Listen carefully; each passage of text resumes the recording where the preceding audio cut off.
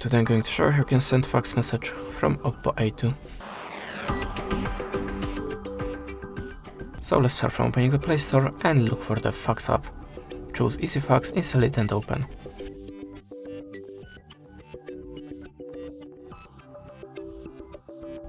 To show again this free credits banner, you have to restart the application. Click on the plus and choose source of your document. I'm gonna pick something from my gallery. Just select your photo or the document and click on the import. Now you can add a shape to your document or the picture. If you're ready, click on the arrow icon, and now you can choose the filter for the photo to make it more visible.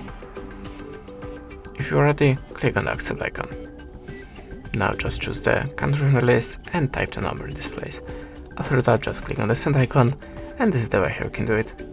Thanks for watching, leave us a like or a comment, and goodbye.